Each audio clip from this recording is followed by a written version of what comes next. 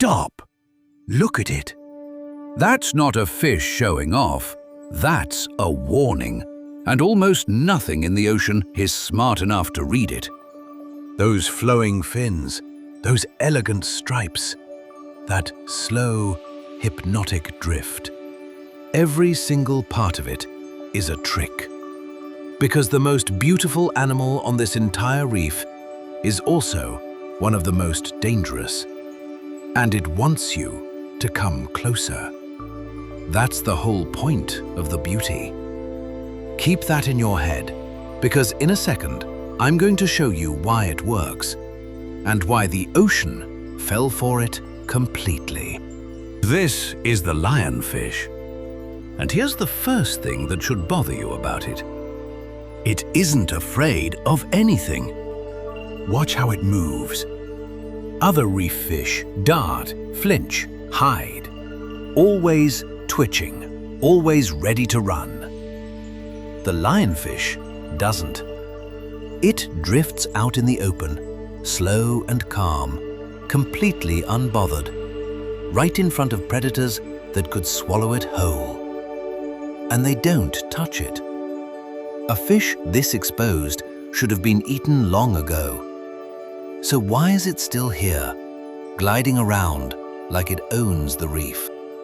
Because of what's hidden in those gorgeous fins. But hold on, the fins aren't even the most dangerous part of this animal. We'll get there. Look closer at those long trailing spines. Every one of them is a needle. And inside each needle is venom, enough to cause agonizing pain, swelling, and worse to almost anything foolish enough to bite down. That's the secret behind the calm. The lionfish isn't brave, it's armed. It drifts in the open because it has learned that nothing can punish it for doing so. The beauty isn't there to attract you. It's there to say one thing to every predator on the reef. Try it, and you'll regret it. And here's the part that flips everything you just assumed. The lionfish almost never uses those spines to attack. They're defense, not offense. So if the venom is only for protection, how does this slow, drifting, harmless-looking creature actually catch anything? It can't chase. It can't ambush from speed. By every rule of the reef, it should starve. It doesn't. And the way it hunts is genuinely disturbing. The lionfish herds. It spreads those enormous fins wide like a net, and slowly, patiently, corners smaller fish against the coral, backing them into a dead end with no escape. The prey, hypnotized by the strange drifting shape, often doesn't even understand it's in danger until the corner closes. And then, in a movement so fast you'd miss it if you blinked, the lionfish opens a mouth far larger than its delicate body suggests and swallows the victim whole. One gulp, gone. The beauty was a distraction the entire time, and the calm was the trap. Now here's where the lionfish stops being a pretty reef animal and becomes something far more alarming. Because in many parts of the ocean, it does not belong there at all. This is the twist that turns a beautiful fish into a genuine catastrophe. The lionfish evolved on one side of the world, kept in check by predators that knew exactly what it was. But it has spread, carried by humans, into oceans that have never seen it before. And those new waters have no idea what they're looking at. The local fish don't recognize the warning. They don't flee. They drift right up to the beautiful newcomer, exactly the way you wanted to, and they pay for it. And it gets worse. Stay with me, because this is the detail that should genuinely unsettle you. In these new waters, almost nothing will eat the lionfish either. Those venomous spines that protected it back home protect it here too. Except now, there's no predator clever enough to have learned the trick. So the lionfish does the one thing an unchecked predator always does. It multiplies, relentlessly. One beautiful fish becomes hundreds. Hundreds become a wave. And that wave eats its way across reef after reef, devouring the small native fish that have no instinct to run. Entire reefs have been hollowed out this way, stripped of life by an animal that arrived looking like a piece of living art. So let me leave you with the thought that makes the lionfish so unforgettable. We did this.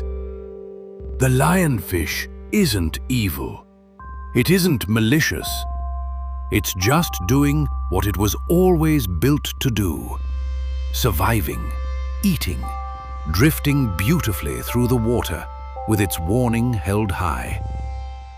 The disaster isn't its fault. It's ours.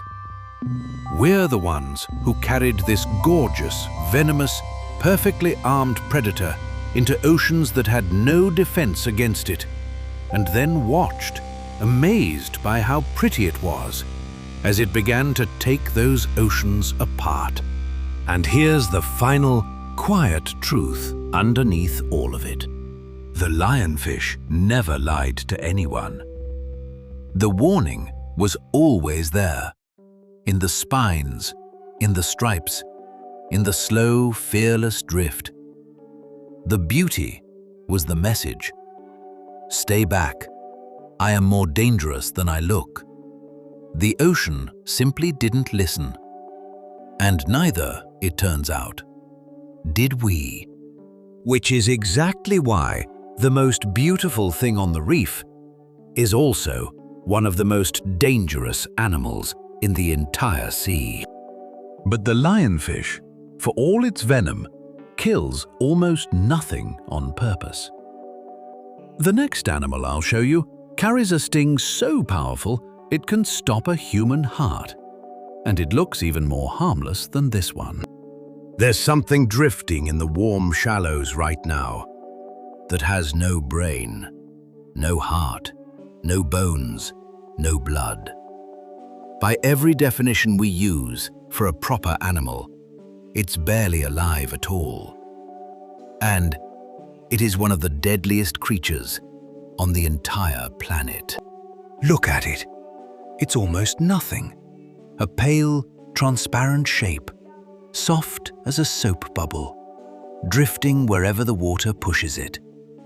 You could stare straight at it and not see it. It can't chase you. It can't even decide to come after you. So how does something this simple, this fragile, this empty, end up more dangerous than a shark? Hold that question, because the answer is going to sound impossible. This is the box jellyfish. And the first thing you need to understand is how little there is to it. It has no face. No eyes you'd recognize as eyes. Well, almost. We'll come back to that, because that detail is one of the strangest things in the ocean. It has no way to think. It is, essentially, a drifting bag of water and instinct. And yet, trailing beneath it are the deadliest weapons in the sea. Those tentacles. That's where the danger lives. They can stretch surprisingly long, nearly invisible in the water, and every inch of them is loaded, packed with millions of microscopic stingers, each one a tiny coiled harpoon waiting to fire. Brush against them, and thousands of those harpoons launch into your skin at once, injecting a venom so powerful it can overwhelm the body in minutes. Not hours, minutes. But here's the part that should genuinely stop you. The box jellyfish doesn't sting to defend itself. It stings to hunt. And that changes everything about how you should see this drifting bag of water. Most jellyfish are passive. They drift, they bump into food by accident, they're at the mercy of the current. The box jellyfish is not most jellyfish. This one is a hunter. Its venom is so fast and so violent for a specific, chilling reason. It hunts fast prey, small fish that could easily escape a slow drifting blob. So it can't afford a slow poison. It needs prey to stop instantly, and its venom is built to do exactly that, to shut a body down before it can even flinch. The speed that makes it so dangerous to us is just a side effect of how efficiently it kills its actual food. And now, the detail I promised you. The one that breaks the whole brainless blob idea apart. The box jellyfish can see. This thing with no brain has eyes. Real eyes. Clusters of them, around 24, set around its body. Some of them are surprisingly complex, with lenses capable of forming actual images. Which raises a question that genuinely puzzles scientists. How does an animal with no brain process what it sees? What is looking at the picture? We don't fully know, but we do know this isn't a blind blob bumping around at random. The box jellyfish can detect shapes, avoid obstacles, steer toward light, and actively swim.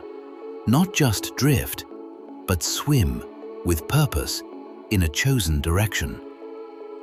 A creature we'd call barely alive is watching the world and navigating through it, using eyes connected to nothing we'd call a mind. So now go back to the start and feel how the picture has changed. You thought you were looking at almost nothing, a fragile, empty, drifting bubble. What's actually there is a near-invisible hunter, armed with millions of venomous harpoons, carrying one of the fastest-acting poisons in the natural world, watching its surroundings through 24 eyes, swimming with intent through the exact shallows where it's hardest to see. Everything that made it look harmless is what makes it so dangerous. The transparency, the softness, the silence, the simplicity. It is deadly because it looks like nothing at all. And here's the thought I want to leave you with, because it's the most unsettling one. The shark we fear because it looks like a monster. The box jellyfish we should fear precisely because it doesn't. It doesn't roar or bare teeth or charge. It just drifts, pale and quiet and almost beautiful, in warm water that looks completely safe. And that camouflage of harmlessness is the most effective weapon it has. The most dangerous thing in these shallows isn't the one that looks scary. It's the one you'd never even notice was there. I'll be honest with you, the way I always will be. The box jellyfish is not hunting you. It has no interest in anything as large as a person. You're not food, and it can't think to target you. The danger is the accident, the brush in the water you never saw coming, against a creature you never knew was there. It earns deep respect, not fear, and the people who share these waters with it have learned exactly that. But respect it you should. Because somewhere in the warm, calm, sunlit shallows, the kind of water that looks like the safest place in the whole ocean, drifts a brainless, bloodless, near invisible bag of water that can kill faster than almost anything with teeth. And it never had to think about it once. The box jellyfish kills with a weapon you can't even see. The next animal does the opposite. It carries a strike so violent it can shatter glass, and it throws it faster than a bullet. Somewhere on this reef, smaller than your hand, is an animal that throws the fastest punch on planet Earth. Fast enough to break glass. Fast enough to tear a crab in half. Fast enough to boil the water around it for a fraction of a second. And you've probably never even heard its name. Look at it. It's gorgeous, painted in greens and reds and electric blues, like someone dipped a tiny lobster in jewels. It looks delicate. It looks like decoration. It looks like the kind of harmless little thing you'd scroll right past. Hold on to that thought, because what this creature is about to do should be impossible for a body that small. This is the mantis shrimp. And the first thing you need to know is that almost everything about it is a weapon you can't see. Tucked under its body are two limbs, folded up like loaded springs. They don't look like much, but the mantis shrimp can release them in a strike so fast that it's hard to even describe in normal terms. The limb accelerates with the kind of speed we usually reserve for bullets, snapping out and back before your eye could ever register the movement. One moment the limb is folded, the next it's already done. There is no in-between you can see. But here's where it stops being fast and starts being unbelievable. The strike is so fast that it does something to the water itself. Hold on, because this is real physics, not exaggeration. When the limb moves that quickly, it rips the water apart, creating tiny bubbles that instantly collapse. And when they collapse, they release a flash of heat and light. For an instant, the water around the strike reaches temperatures hot enough to rival the surface of the sun. A creature smaller than your hand is briefly boiling the ocean with a punch. And that means something genuinely strange. The mantis shrimp hits its prey twice with a single strike. Once with the limb itself, and then again a fraction of a second later with the shockwave from those collapsing bubbles. So even if it somehow misses, the blast can still stun or kill.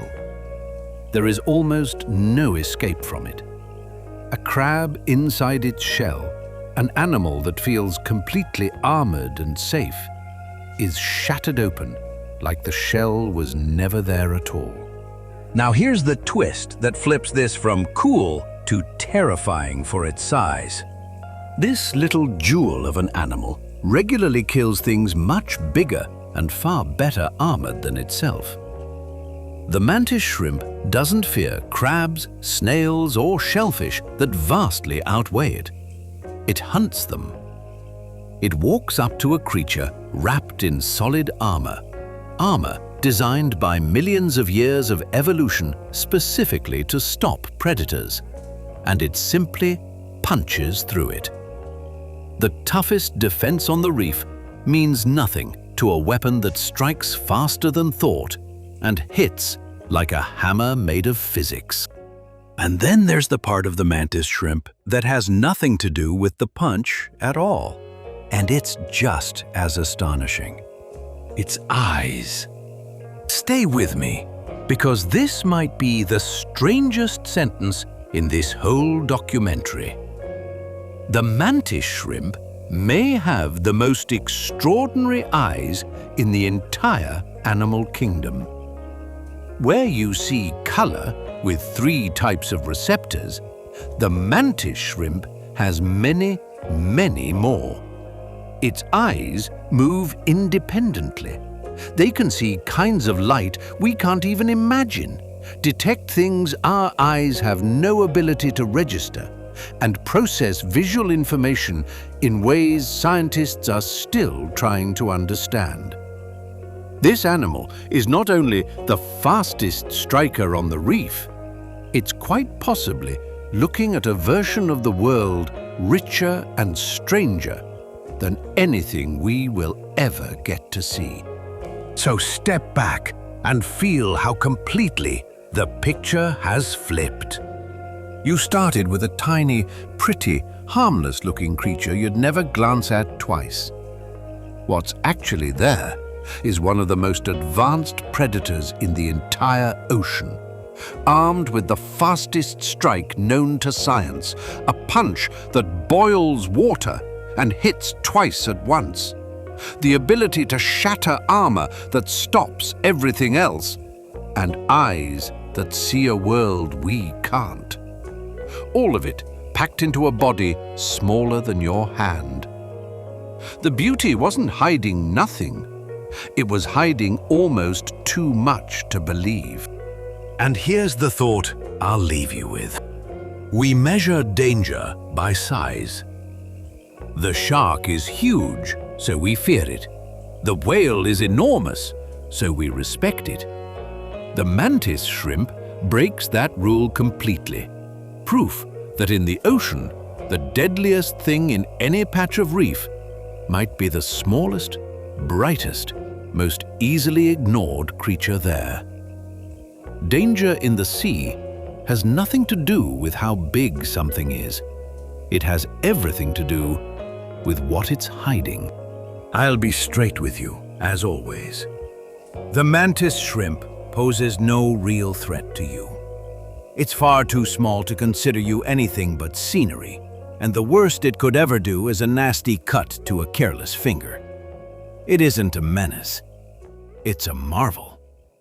But it is, pound for pound, very possibly the most powerful striker in the entire ocean. And it earns every bit of the respect that bigger, scarier animals demand. Because the most dangerous weapon on this reef isn't carried by the biggest animal here. It's folded under the smallest one, loaded, silent, and faster than anything you could ever see coming. The mantis shrimp wins by being faster than the eye. The next animal wins the opposite way, by being completely invisible, sitting perfectly still, disguised as the one thing you'd never be afraid to step on. There's a rock sitting on the seafloor in the warm shallows. People wade right past rocks like it every day. And one day, someone is going to put their foot down on this one and find out, far too late, that it was never a rock at all. Look at it. Or rather, try to, because that's the whole problem. It looks exactly like a lump of crusted stone, mottled and dull, half buried in the sand, covered in what could be algae or coral. Your eye slides right over it. There's nothing there worth a second glance. Hold on to that feeling of nothing to see here, because it's the most dangerous illusion in the entire ocean. This is the stonefish, and it is the most venomous fish in the sea. Not one of the most, the most. And everything about it is built around a single, chilling strategy. Don't run. Don't hide. Don't flee. Just disappear. While every other dangerous animal we've met announces itself somehow, the lionfish with its stripes, the jellyfish drifting in the open, the mantis shrimp flashing its colors, the stonefish does the exact opposite. It makes itself look like nothing. And that nothing is what makes it lethal. But here's the first thing that should bother you. It doesn't hide to protect itself. It hides to kill. That changes everything. You'd assume a master of camouflage is a coward, something hiding because it's scared, blending in to avoid being eaten. The stonefish flips that completely. It isn't hiding from predators, it's hiding from prey. It sits motionless, perfectly disguised, for hours, sometimes longer, a patient trap, doing absolutely nothing, waiting for a smaller fish to swim just a little too close to what it thinks is a harmless rock. And then it moves faster than anything that still has barely seemed to move at all. In a strike measured in milliseconds, the rock explodes upward, the mouth snaps open, and the prey is gone before it ever understood the sea floor was alive. Blink and you'd miss it. The prey certainly did.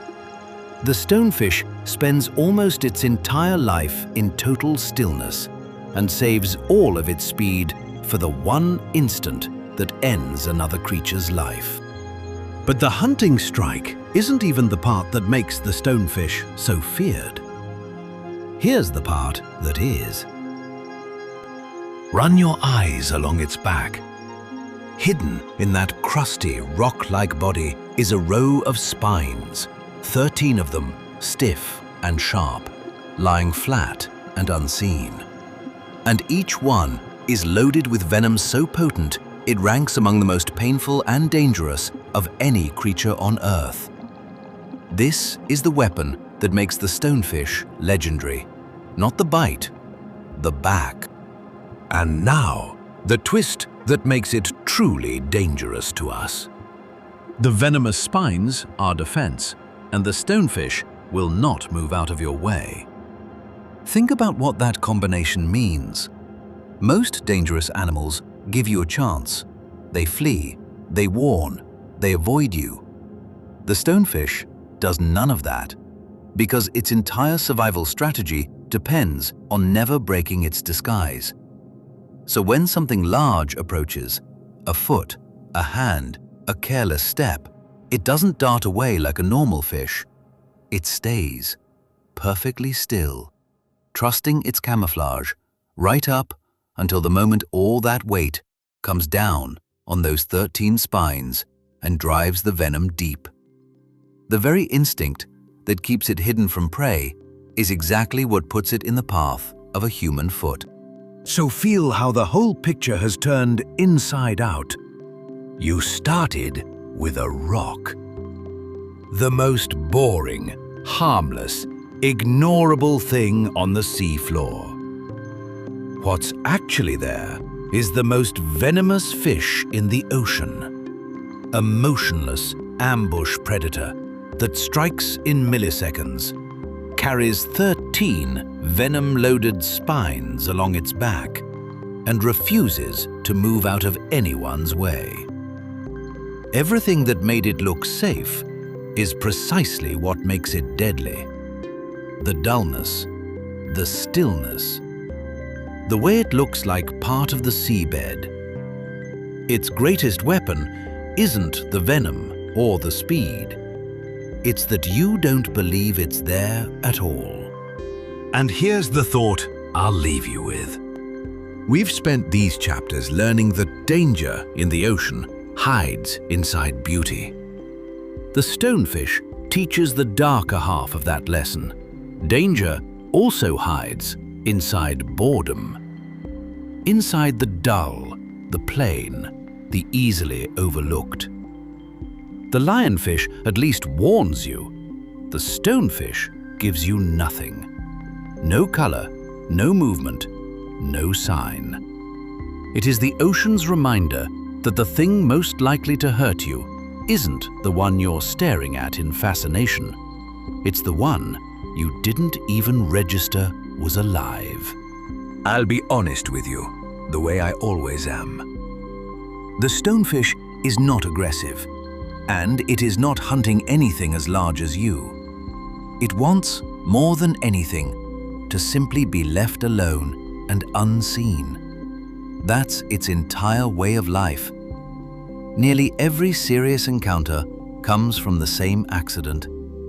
Someone steps on what they thought was a rock. Treat the seafloor with care. Watch where you place your feet in shallow tropical water, and the stonefish remains exactly what it wants to be: invisible, motionless, and no threat to anyone at all. But underestimate it, mistake it for stone, and it becomes the most dangerous step you could ever take. Because the deadliest fish in the entire ocean isn't the one with teeth, or speed, or size. It's the one lying perfectly still beneath your feet, disguised as the one thing in the sea you were never afraid of. The stonefish kills by being invisible. The next animal hides nothing at all. It's one of the fastest hunters on the reef, and by the time you see the flash of silver, the strike is already over. There's a hunter in the open water that you will never see coming. Not because it hides, not because it's small, but because it moves faster than your eye can follow. A flash of silver, a blur, and whatever it was hunting is simply gone. By the time your brain registers that something happened, the strike is already over. Look out into the blue, just off the reef. See that long, silver shape hanging there, almost motionless, catching the light? It looks calm, patient, almost lazy, just drifting in the current. Hold on to that image of stillness, because it's about to become the most violent burst of speed in the entire reef. And you'll barely see it happen. This is the barracuda. And the first thing to understand is that its whole body is built for a single moment. Look at the shape of it. Long, lean, streamlined into a living blade, not an ounce of wasted bulk. Everything about it is designed to cut through water with the least possible resistance, to convert stillness into speed in an instant. It isn't built to chase you down over a long distance. It's built for one explosive strike. And for that strike, it is among the fastest things in the entire ocean. But speed isn't even the most unsettling thing about it. Here's what is. Open its mouth. Inside is a set of teeth unlike almost anything else on the reef. Not rows of small, identical points, but a mix of sizes. Some short, some long, and dagger-like. All razor-sharp, and arranged so they interlock when the jaws close, like a trap snapping shut. These aren't teeth for chewing. They're teeth for one thing: seizing prey and slicing clean through it in a single bite. The barracuda doesn't nibble, it commits. One strike, one cut, and a fish is in two pieces before it knew the hunter was there. And now the twist that makes the barracuda genuinely strange. It's drawn to the one thing it should avoid: a flash of light. And that's a problem, because the barracuda creates flashes constantly. Stay with me, because this is where it gets eerie. The barracuda hunts by sight, and it's triggered almost helplessly by a bright glint in the water.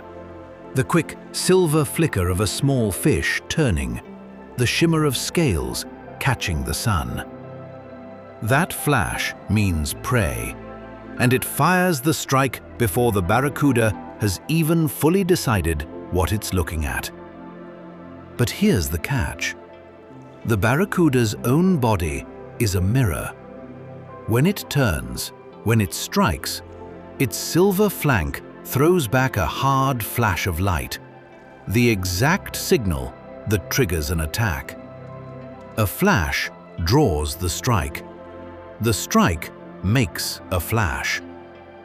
It's a hunter wired to react to the very thing it can't stop producing. Which leads to the part that should make you think twice in bright, shallow water. This is why a barracuda will, very rarely, strike at something it never meant to.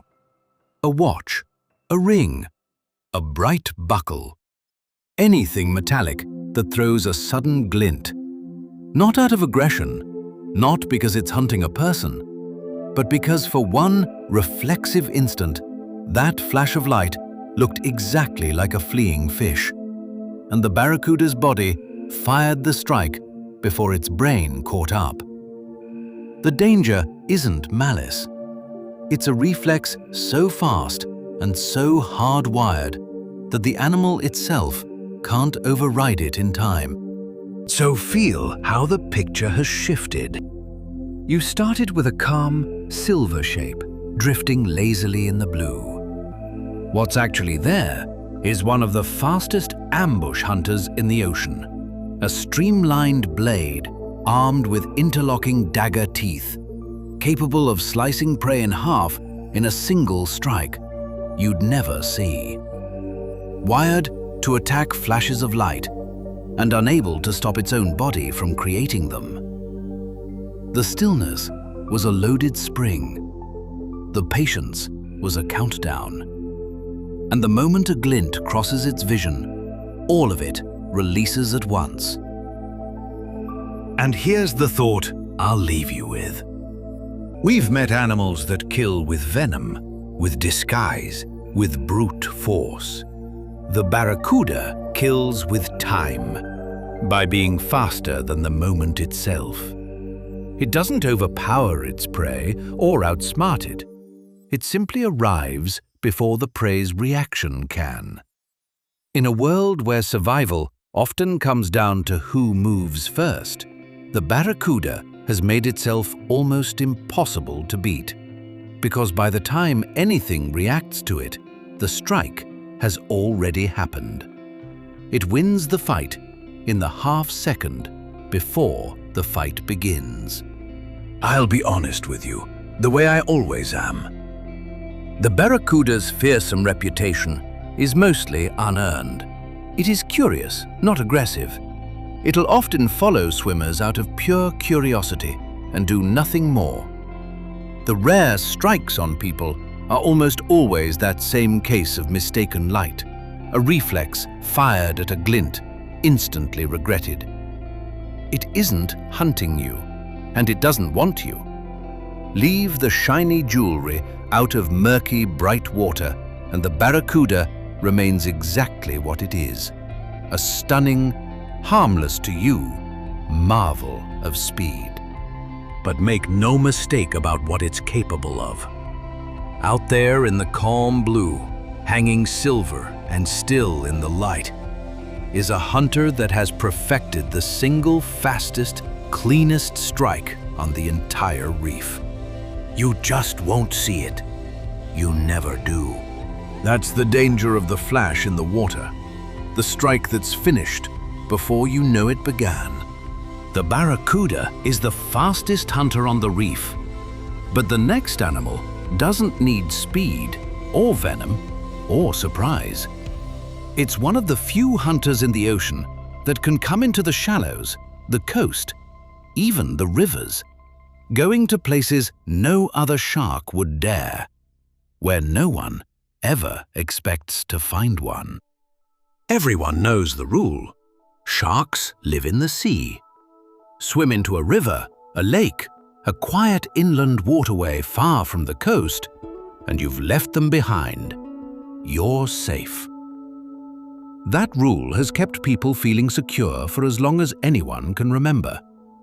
And there is one shark that breaks it completely. Picture it.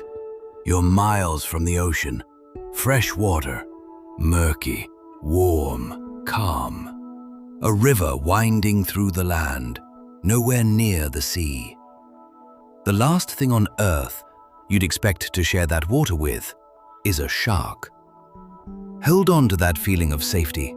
because it's exactly the false sense of security this animal has learned to exploit.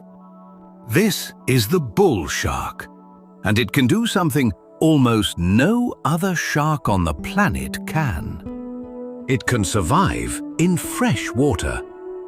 That sentence sounds small. It isn't. It's one of the most remarkable abilities in the ocean. And to understand why, you have to understand the invisible wall it breaks. Salt is what keeps sea life in the sea. The bodies of ocean animals are tuned to salt water, and fresh water destroys that balance. It's as deadly to most sea creatures as drowning is to us. The line where the ocean meets the rivers is a hard border that almost nothing crosses. It's the wall that's supposed to keep sharks out of your rivers and lakes. The bull shark walks straight through it. But here's the part that makes it genuinely unsettling. Its body can adjust. It can regulate the salt in its own blood, switching between the salty sea and fresh water, as if the deadly border were nothing more than an open door. And so, while every other shark is stopped cold at the coast, the bull shark just keeps going. Up estuaries, into river mouths, far inland, into warm, murky, fresh water, sometimes astonishing distances from the sea, into the exact places people have always assumed no shark could ever reach. And now the twist that makes this more than just a biology trick. Those shallow, murky inland waters aren't a detour for the bull shark, they're a strategy. Think about what's there. The coastal shallows and river mouths are some of the most crowded, life-filled waters anywhere, full of prey and almost completely free of competition because no other large shark can follow. The bull shark has the entire frontier to itself. It didn't learn to cross the salt barrier by accident. It did it to claim a hunting ground no rival could ever reach. But there's a darker reason these waters matter to it. Stay with me. The murk. Bull sharks hunt in exactly the kind of cloudy, low-visibility water where the rivers meet the sea. Water so churned and brown that you can barely see your own hand in it. And in that murk, the bull shark has every advantage, and its prey has none. It can sense movement, electrical signals, the faintest vibration of something alive, while whatever it's hunting can see almost nothing at all. This is why the bull shark is considered one of the more dangerous sharks to people. Not because it's the biggest, but because it thrives in the shallow, murky coastal water where humans actually swim, in conditions where neither side sees the other coming until it's close. So feel how completely the safe picture has collapsed. You started believing rivers and shallows were the one place a shark could never be. What's actually true is that one shark has spent millions of years specifically conquering those waters, breaking the salt barrier that stops every other shark, claiming the crowded inland shallows as its private hunting ground, and mastering the exact murky, low-visibility conditions where it holds every advantage. The places you thought were safest from sharks are the places this one made its own. And here's the thought I'll leave you with. Every other dangerous animal we've met stays where you expect it. The lionfish on the reef, the stonefish on the sea floor, the barracuda in the open blue. You know where to look for them, and that knowledge is a kind of safety. The bull shark erases that safety entirely, because it refuses to stay where sharks are supposed to be. Its real danger isn't its size or its strength. It's that it shows up where no one is looking for it. The most dangerous predator isn't always the strongest one. Sometimes it's the one that simply went somewhere nothing like it was ever supposed to go. I'll be honest with you, the way I always am. The bull shark is not a monster hunting people in rivers. Encounters are genuinely rare, and it isn't seeking us out. It's doing what every animal in this series does, surviving by exploiting an edge no one else has. And that murky water reputation works both ways. Mostly, it simply wants the prey it evolved to hunt, and we are not on the menu. Respect the conditions. Be cautious in murky, warm, coastal and rivermouth water, especially where rivers meet the sea, and the risk stays small. But understand what it represents. Out there, in the brown water far from the open ocean, in the calm rivers and crowded shallows where everyone assumes they've left the danger behind, swims the one shark that proves the rule wrong. There is no line it won't cross. No water too fresh, too shallow, too far inland. The bull shark goes where sharks aren't supposed to be, which is exactly what makes it so dangerous. And yet, for all its boldness, even the bull shark has its limits. The final animal has none. It's the one every other creature in this ocean fears. The one we've feared longest of all. And it's the perfect place to end. There's an animal gliding over the sand right now that looks like the calmest, most peaceful creature in the entire ocean. It moves like a slow-motion bird. It harms nothing. People swim beside them, even reach out to touch them. And hidden on its body is a blade that has killed. Watch it move. Those wide, flat wings rippling in slow waves, lifting it just above the seabed. It's almost hypnotic, more like flying than swimming. It has no fearsome teeth, no menacing shape. Nothing about it says danger. It looks like the one animal on this entire list you could safely ignore. Hold on to that feeling, because the stingray's gentleness is real, and that's exactly what makes the one exception so dangerous. This is the stingray. And the first thing to understand is that almost everything about it really is harmless. It isn't a hunter of anything large. It glides over the sandy shallows, looking for small buried prey. Shellfish, worms, little creatures hidden in the sand. And it finds them, not with violence, but with patience, sensing them beneath the surface and uncovering them gently. It doesn't chase. It doesn't ambush. It doesn't want to fight with anything bigger than a clam. By temperament, the stingray may be the most peaceful animal in this whole documentary. So where's the danger? Here's the part that flips it. Look at the tail. Trailing behind that calm, gliding body is a long, whip-like tail. And partway down it sits a single barbed spine. That's the weapon. Sharp, serrated, and in most species coated in venom, it lies flat and unnoticed against the tail, doing nothing for the animal's entire peaceful life. The stingray almost never uses it. It isn't for hunting. The stingray's prey is tiny and defenseless.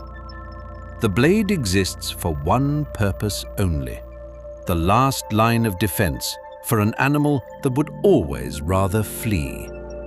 And that single fact is the key to the whole danger. Stay with me. The stingray will do almost anything to avoid using that spine. Its entire instinct is to glide away, to bury itself in the sand, to simply disappear from trouble. It does not want to strike. The barb only comes into play in one specific situation, when the stingray is trapped, pinned, with no escape and no other choice. And that's where the tragedy hides.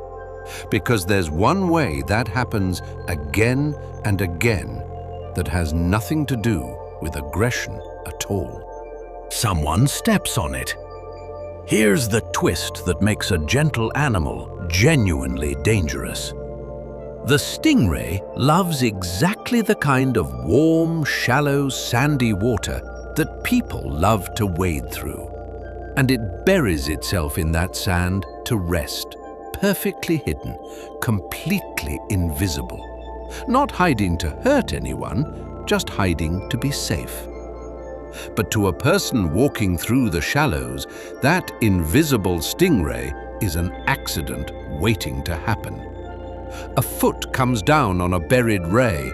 The ray feels itself pinned with no way to flee, and its last resort instinct fires. The tail whips up, and the venomous barb drives into the leg. The animal wasn't attacking. It was a peaceful creature, trapped, doing the only thing left to defend its life. So feel how the picture has turned. You started with the gentlest, most harmless-looking animal on the sea floor. And that impression was almost entirely true. What's also true is that this peaceful glider carries a venomous, serrated blade on its tail, rests buried and invisible in the exact shallows where people walk, and will use that blade in the one moment it feels trapped underfoot. The danger isn't in its nature. The danger is in the collision between where it hides and where we step. It's the one animal here that's dangerous precisely because it's so gentle and so well hidden that no one believes it's there. And here's the thought I'll leave you with. We've met animals that are dangerous through beauty, through disguise, through speed, through sheer power. The stingray is dangerous through something else entirely, through peace. It carries a weapon it almost never wants to use, and the rare times it does, it's not hunting or attacking, it's defending a life it would much rather have spent gliding quietly over the sand. The most surprising danger in the sea isn't always the predator. Sometimes it's the gentlest creature there, pushed into a corner it never asked to be in. I'll be honest with you, the way I always am. The stingray is genuinely one of the most peaceful animals in the ocean, and serious encounters are almost always preventable accidents, not attacks. There's a simple, well-known way to share the water safely with them. Shuffle your feet through the sand as you walk in shallow water, rather than stepping down. The vibration warns any buried ray, and it simply glides away, exactly as it always wants to. Respect that, and the stingray remains what it truly is. A calm, beautiful, harmless glider you'll be lucky ever to see. But never mistake gentle for harmless. Out there, over the warm sand, moving like a slow bird through the sunlit shallows, is an animal carrying a hidden blade it will use only when it has no other choice. The kindest creature on the sea floor will still defend its life. You just have to remember it's there and give it the room to be the peaceful thing it would always rather be. The stingray is dangerous only when it's cornered. The last animal needs no such excuse. It's the one every creature in this ocean fears, the one we've feared longest of all, and almost everything you believe about it is wrong. This is the one. The animal at the bottom of every ocean fear we have. The shape that empties a beach with a single sighting. The most feared creature in the entire sea. And almost everything you believe about it is wrong. You already see it in your mind. The dark fin, the rows of teeth, the mindless eyes. We've built this animal into the ultimate monster, the killing machine that hunts us, that wants us, that waits in the blue for a chance to strike. Hold on to that image for just a moment, because I'm about to take it apart, piece by piece. And what's underneath is far more impressive than the monster ever was. This is the great white shark. And the first myth to die is the biggest one. It is not a mindless eating machine. That idea is completely backwards. The great white is one of the most sophisticated hunters that has ever existed. And sophisticated is the key word. Because this animal hunts with a precision that has nothing to do with mindless fury. It carries a set of senses so refined they sound almost supernatural. Stay with me, because this is where the real animal begins. It can smell a single drop of blood spread through an enormous volume of water. It can feel the faint electrical fields given off by the muscles of a living body, sensing a heartbeat through the water itself. It can detect the smallest vibration, the tremor of something struggling far away, and turn toward it from a great distance. Long before its prey has any idea it exists, the great white already knows exactly where it is, how big it is, and whether it's healthy or weak. This is not a brute. This is a precision instrument.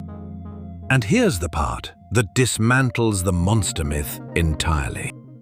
The great white does not hunt humans. It never has. And once you understand how it hunts, you understand why. This is the truth the fear gets wrong. The great white is a specialist. Its whole body, all those incredible senses, are tuned to hunt specific prey, rich and fatty, the food it actually needs. A human is none of those things. We are unfamiliar, bony, wrong. And in the very rare moments a great white does strike a person, the evidence points overwhelmingly to a single explanation: mistaken identity. A quick investigatory bite, often from below where the silhouette is unclear. And then, almost always, the shark realizes its error and leaves. It wasn't hunting, it was checking. The attacks we built our deepest terror around are usually a case of the world's most precise hunter making a rare mistake. But here's the twist that should genuinely humble you. The great white, the thing we crowned the ultimate predator of the sea, is itself afraid of something. Stay with me, because this overturns the whole hierarchy. For all its power, for all its perfect senses, the great white is not the top of the ocean. When orcas move into its waters, the great white doesn't fight. It doesn't stand its ground. It flees, abandoning the entire area, sometimes for months. The most feared animal in the sea, the one we've built into an unstoppable monster, runs from a smarter hunter the moment it senses one nearby. The apex we fear has an apex of its own. So feel how completely the picture has changed. You started with a monster, mindless, malicious, hunting us in the blue. What's actually there is something far more remarkable.